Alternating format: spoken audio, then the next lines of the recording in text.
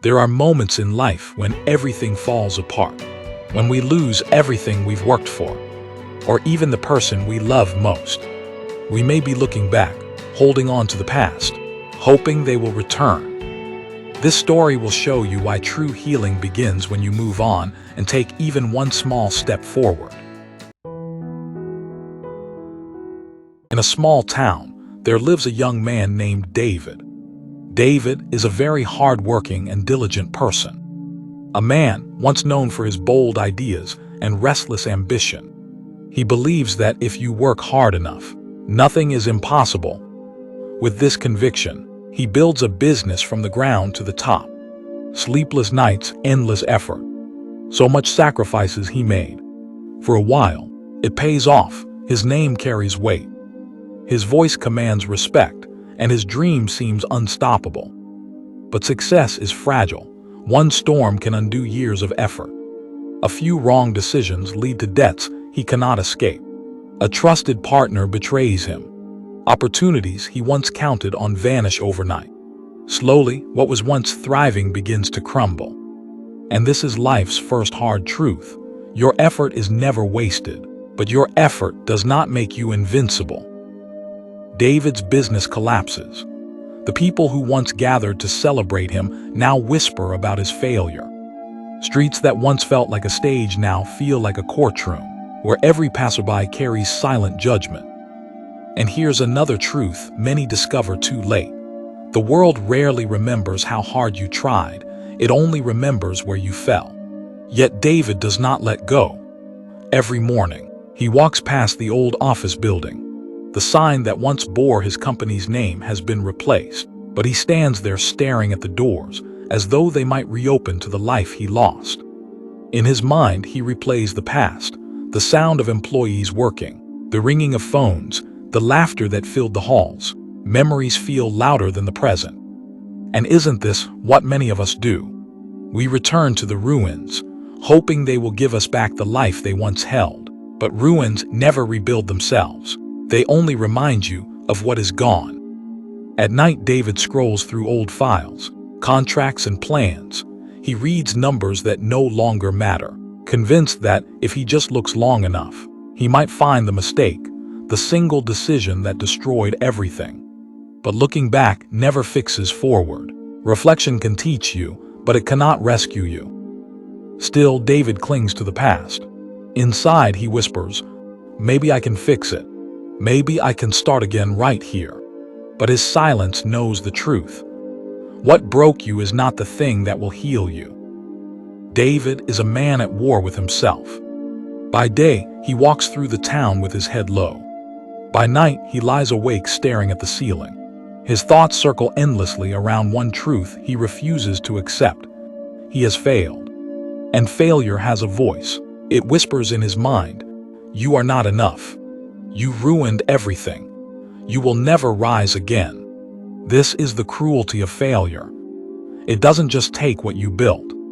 It tries to take who you are. David begins avoiding people. The friends who once celebrated his victories now only remind him of his losses. Every handshake feels heavy with pity. Every smile feels false.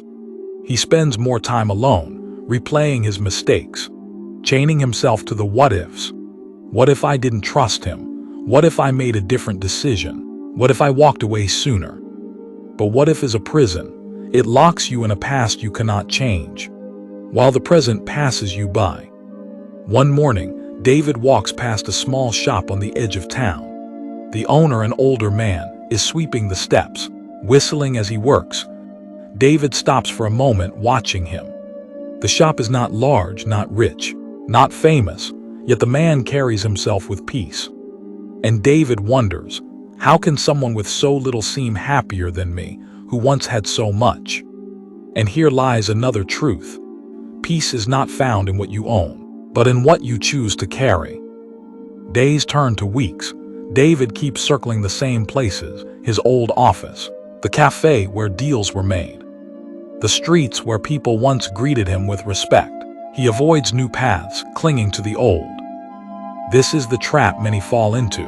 We keep walking in circles, thinking familiarity will comfort us. when in reality it chains us. One afternoon, as he stands in front of the old office again, a young man passes by and asks, "Why do you always come here?"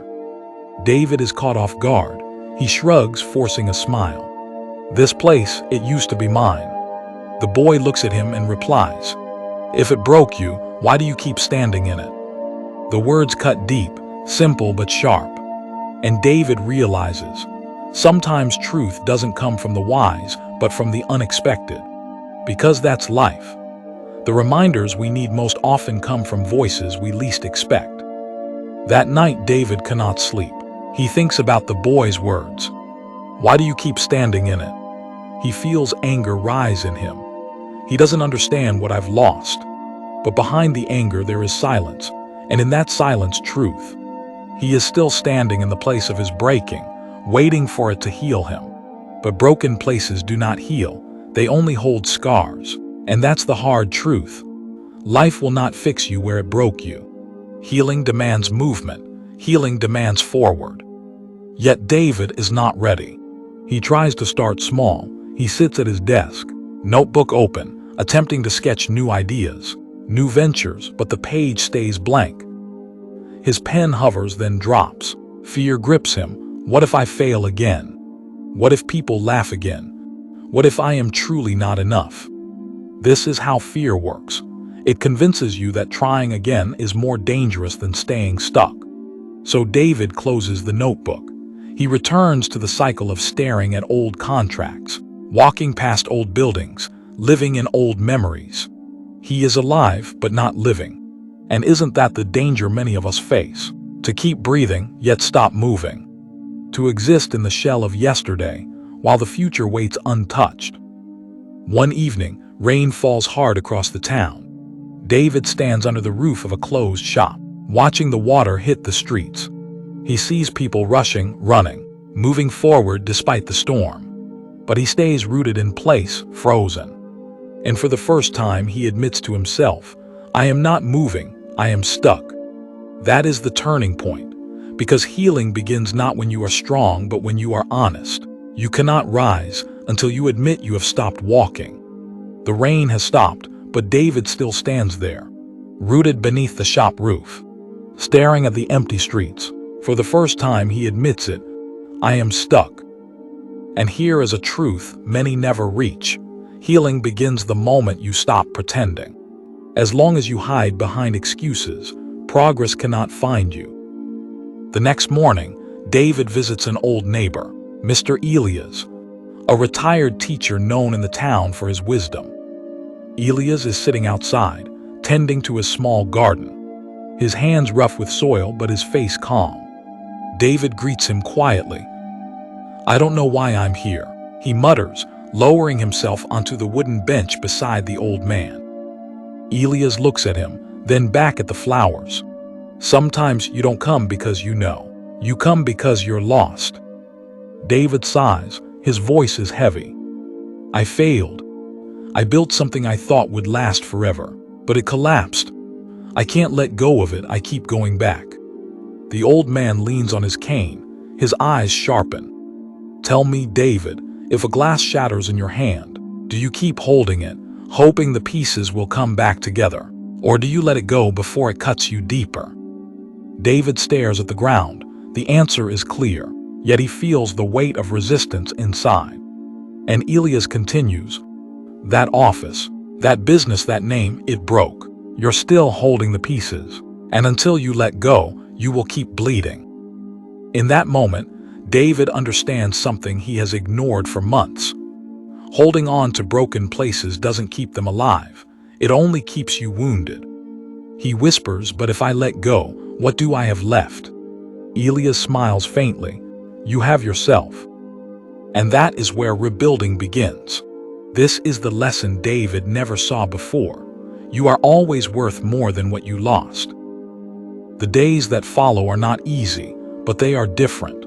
Instead of walking past the old office, David chooses a new route.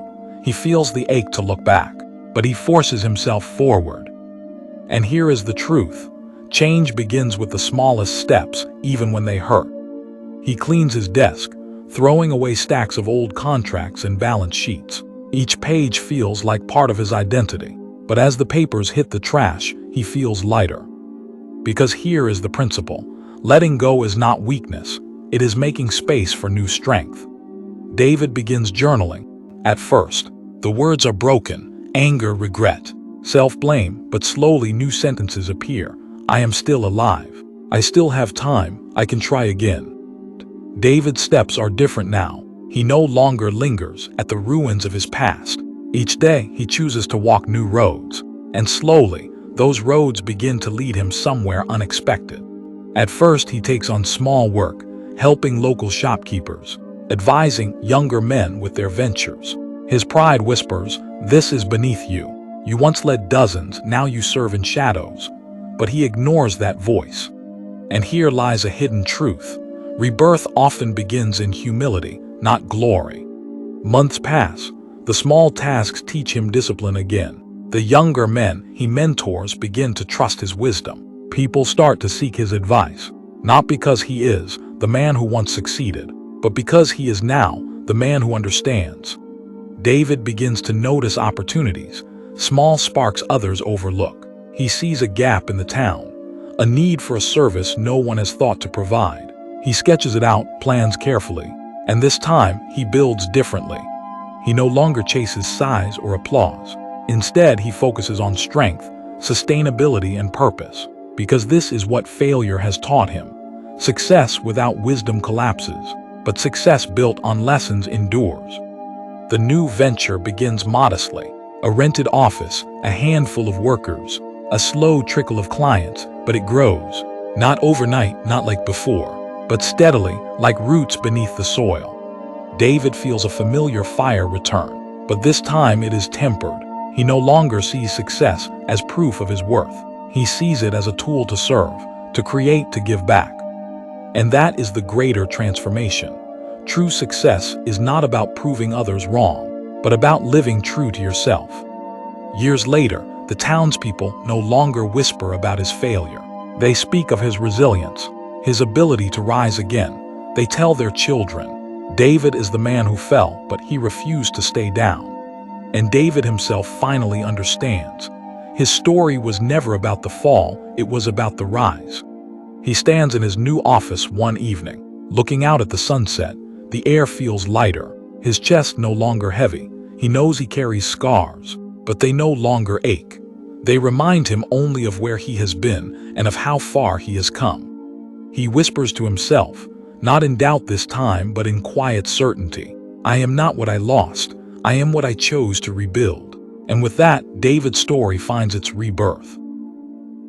David's story is not just about one man, it is about all of us. Because in one way or another, each of us will face the moment where life breaks us. And in those moments, we are faced with the same decision David had to make. Do I stay where I fell, or do I rise and rebuild? The moral lessons. Number 1, don't stay where you were broken. When something shatters in your life, the instinct is to return, to hold the pieces, to believe you can put them back together. But broken places do not heal you. They only remind you of what you lost. Healing begins the moment you walk forward, not when you keep circling the ruins. Number 2, small steps create big transformations. David did not rebuild his life in a day. It started with new routes, small jobs, conversations with strangers, journaling his thoughts. It felt insignificant, yet each step became a stone in the bridge that carried him forward. Do not underestimate the power of consistent small steps. They carry you farther than one giant leap you're too afraid to take. Number 3, humility is the foundation of rebirth. Pride told David he was too important for small beginnings, but when he embraced humility, he found purpose again. Rebirth is not glamorous. It begins in humility, discipline, and service. Number 4, failure is a teacher, not a verdict. David's first business collapse was not the end of his story. It was the classroom that taught him how to build stronger the second time. Failure is not the opposite of success. It is the tuition you pay for wisdom. Number 5, scars are proof you survived. David carried scars, betrayal, shame, loss, But scars are not open wounds. They are reminders that pain came, but it did not win. Do not hide your scars. They are not proof of weakness, but of survival. Number 6. Your worth is greater than your losses. For a long time, David tied his identity to what he owned and what he built. When it collapsed, he thought he had collapsed, but he discovered his worth was never in his business. It was in his character. You are not what you lost. You are what you choose to rebuild. Number 7. True success serves, not just shines. David's second business was not about applause or titles. It was about creating value, serving his community, and living with peace. That is why it endured. Build not to impress, but to impact. Success that serves will always outlast success that shines. Number 8. The final lesson. The end of a chapter is not the end of the book. David thought his story ended when his business collapsed, but it was only a chapter, and the next chapter was greater because of the lessons of the last. Your past does not cancel your future. Every ending is a doorway to a new beginning. So wherever you are right now, whether you're standing in the ruins of failure, betrayal, loss, or rejection, remember David's story. Don't stay where you were broken. Don't keep waiting for the past to return. Don't mistake scars for chains, because life has more for you. The story is not finished. The page is not closed. And the same way David rebuilt, so can you. You are stronger than your failure. You are bigger than your pain, and your future holds more than your past could ever contain. If you found this story interesting, give us a like. Write in the comment what you learned today. Don't forget to subscribe. We will meet again.